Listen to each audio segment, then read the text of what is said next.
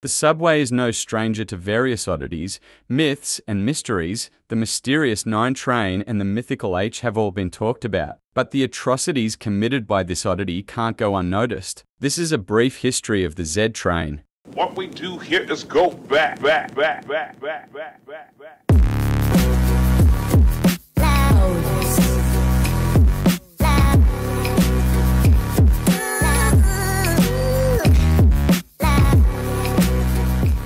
The Z train's origins date back to a time where the BMT used numbers instead of the letters we are all familiar with. The 14 and 15 were what we know as present-day J and Z trains. The skip-stop service pattern was a thing back then, having the 15 run express while the 14 ran local. They didn't become letter until the late 60s, when a non-IATI number trains were wiped clean off the face of the universe. So what became of the 14 and 15 trains? The 14 became the JJ as it was local, and the 15 became the J. I believe at the time double letters meant that the service was a local variant of an express service. Anyways, the timeline becomes a bit confusing as it merges with the Q and the K, so I'll skip to 1973 when the QT service was relabeled to the J and cut back to Broad Street. As for the Z, it was still the K, which was formerly the KK and didn't get renamed till 1976 when it was merged into the J, which ran alongside the M, having skip-stop service that way. During the destruction of the Jamaica line north of 121st, skip-stop service was discontinued entirely.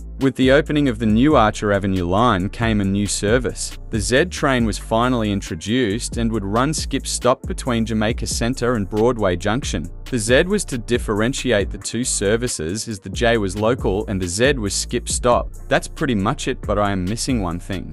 Looks like court is in session. The atrocities of the Z train.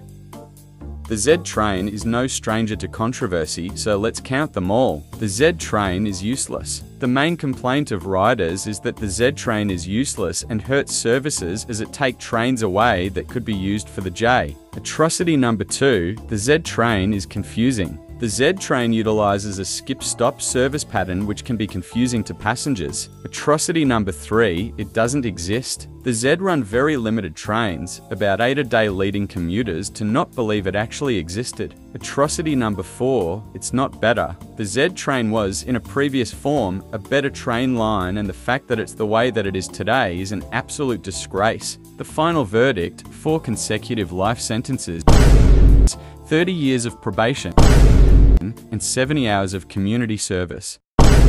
Court dismissed.